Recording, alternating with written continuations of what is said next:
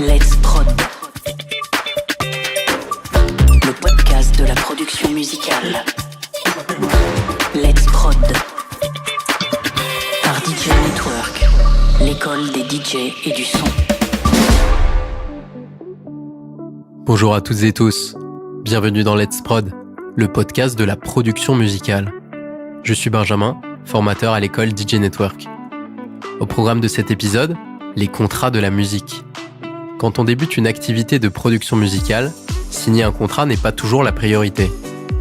Néanmoins, il vous faudra très vite comprendre les types de contrats qui lient les différents métiers de l'industrie musicale si vous désirez vous professionnaliser. Cet épisode de Let's Prod vous aidera à comprendre les principaux contrats de la musique et vous donnera quelques conseils avant de les signer. Pour nous accompagner, nous accueillerons l'avocat et spécialiste de l'industrie musicale, Pierre-Marie Beauvry. Son livre « Les contrats de la musique », publié aux éditions Irma, est une référence pour comprendre les enjeux des contrats actuels. Avec lui, nous essaierons de répondre aux questions que la plupart des jeunes producteurs se posent au début de leur carrière.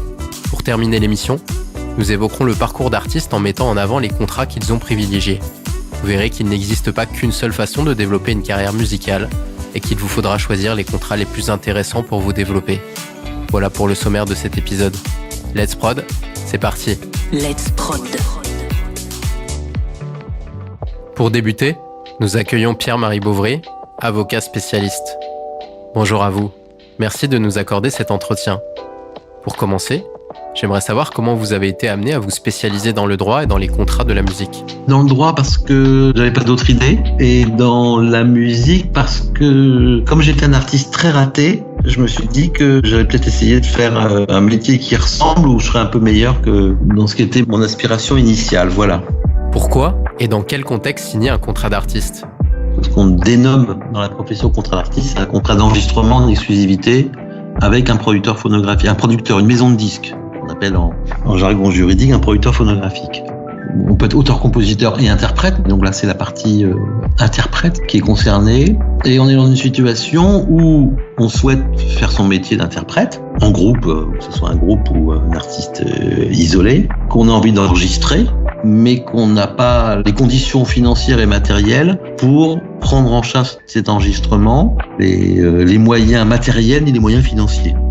Aujourd'hui, que peut apporter un contrat d'édition musicale pour l'autoproducteur ? Alors, il faut bien distinguer, c'est qu'on a d'un côté des gens qui s'occupent du disque.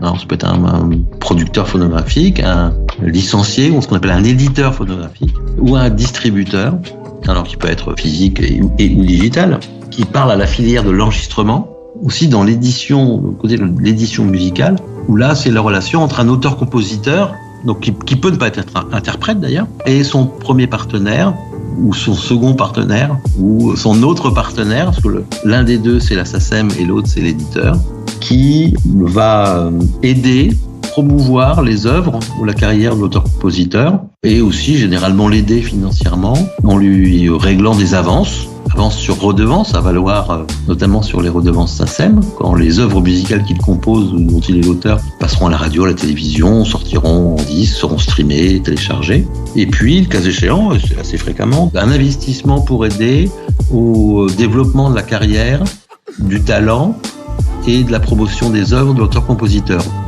À quoi correspond un contrat de licence ? Dans quel cas parle-t-on de licence exclusive ? On parle tout le temps de licence exclusive. Moi, j'ai jamais vu dans le disque une licence qui ne soit pas exclusive. En termes de licence, une licence, c'est en propriété intellectuelle de la location. Il y a la cession, c'est la vente, et la licence, c'est la location. C'est-à-dire que celui qui contracte avec un licencié un contrat de licence conserve la propriété des droits et du support matériel et accorde à son licencié le droit d'exploiter. Quand parle-t-on de licence ? Eh bien, c'est quand on est dans une situation où on a produit, si on est dans la musique, produit quelque chose, 1, 2, 3 titres, un album, 2 albums, 3 albums, et qu'on souhaite en rester propriétaire, mais que quelqu'un est intéressé pour l'exploiter, alors sous forme physique de moins en moins, mais on va dire à minima sous forme digitale.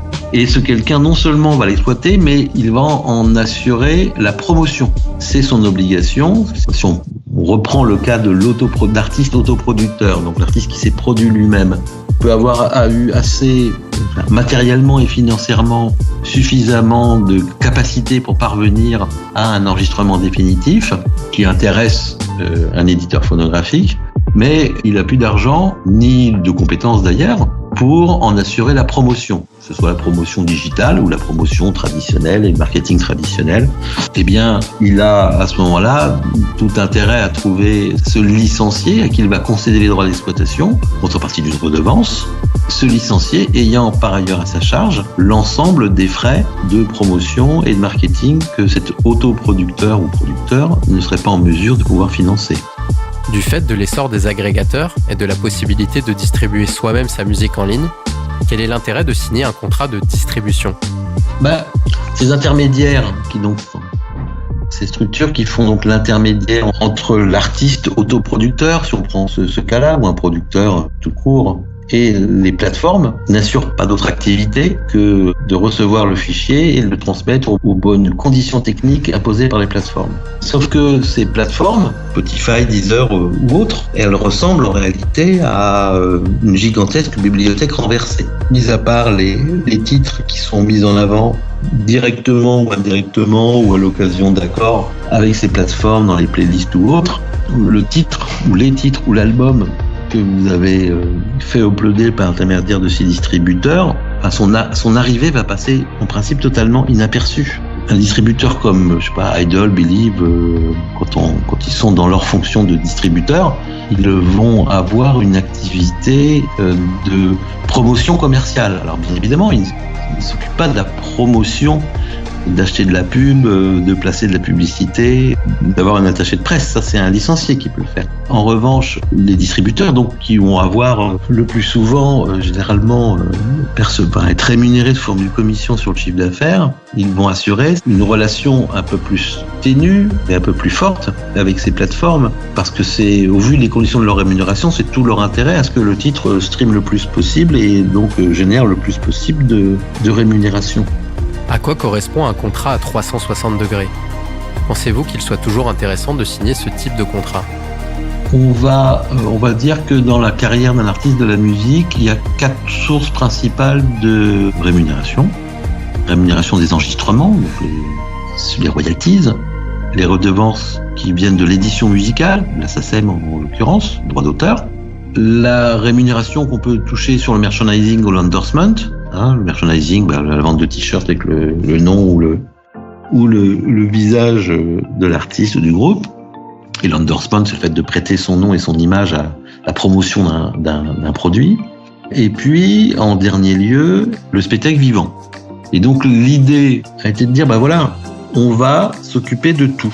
C'est-à-dire que ces 4 domaines, qui représentent chacun 90 degrés, si on, par différents contrats ou dans certains pays, par un seul contrat, toutes ces sources d'exploitation et de revenus nous sont confiées. À ce moment-là, on fait 360 degrés. En France, il n'existe pas un contrat de 360 degrés. C'est un ensemble de contrats. Donc, on va avoir 3 contrats en réalité. Un contrat de musique enregistrée, un contrat d'artiste, où dedans, on a le merchandising et l'endorsement, les partenariats, mécénat, machin. Donc, déjà, on a 180 là. Par ailleurs, le producteur va dire, en même temps, je veux qu'on signe un pack de préférence. C'est la partie éditoriale, le contrat 4 que j'évoquais tout à l'heure, qui va notamment évoquer les avances, primes, investissements marketing de l'éditeur sur les œuvres d'auteur-compositeur. Donc voilà, le même jour, on va signer ce pack de préférence. Et puis, nous avons par ailleurs une autre filiale qui fait du tour. Et en même temps, je te propose, je te propose vivement, c'est-à-dire qu'à défaut, je ne signerai pas le contrat d'enregistrement, de conclure un contrat pour 1 ou 2 tournées avec la société qui s'occupe du tour. Voilà. Donc là, on a 180 d'un côté, 90 ensuite avec le pacte, 90 avec le contrat de tournée, 180 plus 90 égale 360 degrés. Selon vous, si l'on est autoproducteur, quels sont les types de contrats à privilégier ? C'est clairement un contrat de licence. Dès lors qu'on a les moyens d'aller jusqu'au mastering, contrat de licence pour confier la promotion et le marketing à quelqu'un qui sait le faire, parce qu'on peut être très très bon producteur, mais le marketing et la promo, c'est aussi un savoir-faire, voire un talent. Le curseur, c'est est-ce que j'ai besoin d'un gros investissement en images, en promo et en marketing une fois que j'ai terminé mon album?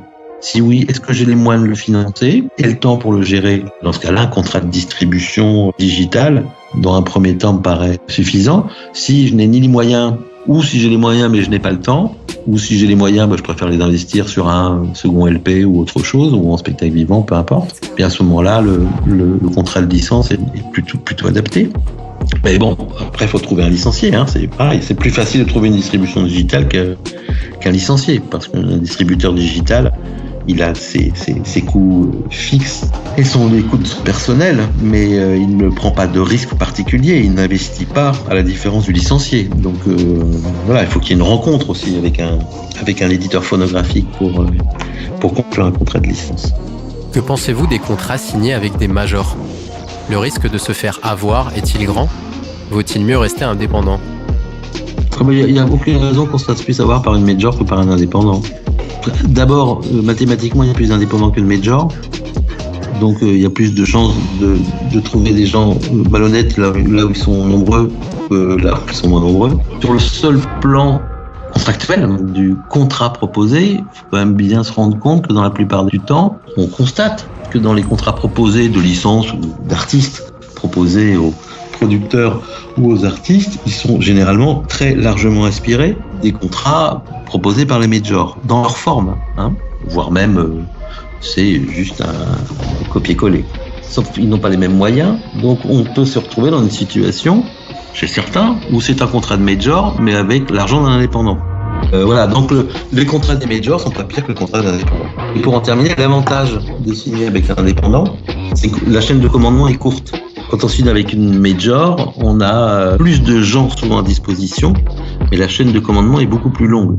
Donc le temps est souvent plus long. Voilà. Au début d'une carrière, est-il pertinent de signer un contrat de management avec un agent artistique ? Je dirais qu'à tout moment, c'est important, dès lors qu'on va trouver la bonne personne. C'est un peu... puisque c'est vraiment une relation de mandat. Est-ce que c'est important d'avoir un agent ? Agent, c'est la dénomination désormais d'usage. C'est important pour la double vision. C'est la vision de l'artiste, et c'est important qu'un artiste la confronte avec quelqu'un. Alors, ça peut être son frère, ça peut être l'entourage familial, mais ça peut être aussi un professionnel, quelqu'un qui va payer sur ses redevances. Maintenant, c'est vrai que c'est plus compliqué de trouver un agent en début de carrière qu'en milieu de carrière, parce que l'agent artistique, il est rémunéré sur les revenus, c'est 15% maximum des revenus bruts. Quand on lui promet 15% de 1000, c'est moins excitant que 15% de 100 000. Voilà. Et je pense que c'est aussi important au début de carrière qu'en milieu, voire même qu'en fin de carrière. Mais pour à vrai dire, différentes raisons, et les tâches ne seront pas les mêmes en début de carrière qu'en fin de carrière. Mais c'est important en tout cas c'est important de s'entourer. Voilà. Merci à Maître Bouvry pour ses réponses, qui vous auront certainement éclairé sur les différents contrats de l'industrie musicale. Pour terminer, évoquons le cas de quelques artistes et les contrats qu'ils ont choisi de mettre en place pour développer leur carrière. Let's Prod.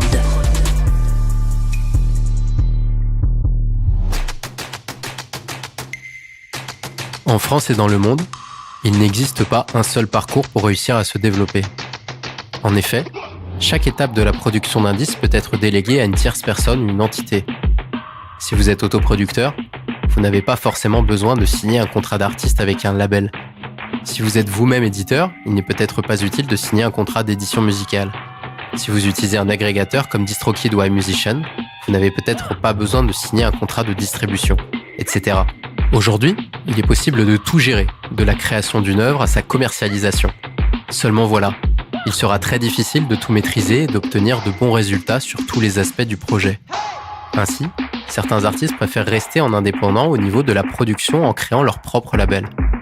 C'est le cas par exemple du rappeur Nekfeu avec son label Senzo Records. Cet artiste a également créé une société d'édition du même nom. Il a donc simplement signé un contrat de licence d'exploitation avec Polydor, filiale de la major Universal Music pour chacun de ses albums. Il conserve ainsi la main mise sur ses droits master et sur la direction artistique, n'utilisant la major que pour promouvoir sa musique et la distribuer. Tous les rappeurs ne choisissent pas de rester indépendants. Un rappeur comme Gambi a par exemple signé un contrat à 360 degrés avec Warner et leur sous-label urbain Rec 118. Hors de France, les artistes les plus connus sont en général aussi signés à 360 degrés. C'est le cas de la chanteuse Adele ou encore du rappeur Jay-Z. D'autres artistes peuvent créer leur propre maison de production et se charger eux-mêmes de tout l'aspect promotion et marketing.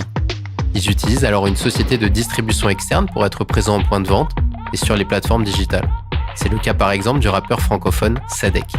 D'autres créent des sociétés de production, financent la création des masters, des clips et des pochettes, puis signent des contrats de licence exclusives avec une major pour assurer la partie promotion et la création de supports physiques. C'est le cas notamment de l'artiste Ninho. Comme vous le voyez, il n'existe pas un seul parcours dans l'industrie musicale. Plus vous conserverez la main, plus les royalties générées par votre projet musical pourront être conservées.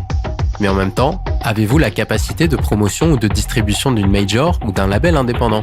Êtes-vous capable de financer entièrement la production des masters ? Tout dépend de vous. Dans tous les cas, si vous êtes autoproducteur, nous vous conseillons de commencer à vous professionnaliser en mettant en place une structure juridique de production phonographique. Cela vous permettra de structurer votre projet et pourquoi pas, de commencer à développer d'autres artistes. Petit à petit, essayez d'élargir vos compétences en créant par exemple une société d'édition ou de promotion musicale. Vous diversifierez vos sources de revenus et continuerez à vous développer. La formation Music Business proposée par DJ Network vous apportera toutes les informations nécessaires au développement d'une carrière musicale. De plus, cette formation est éligible au CPF et permet l'obtention d'une certification reconnue par l'État. Alors n'attendez plus, renseignez-vous directement auprès de notre organisme de formation pour connaître les détails de celle-ci et les prochaines dates de session.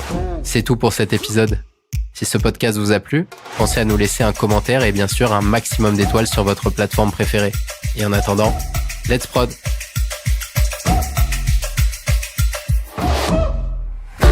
Let's Prod. Le podcast de la production musicale. Let's Prod. Par DJ Network, l'école des DJ et du son.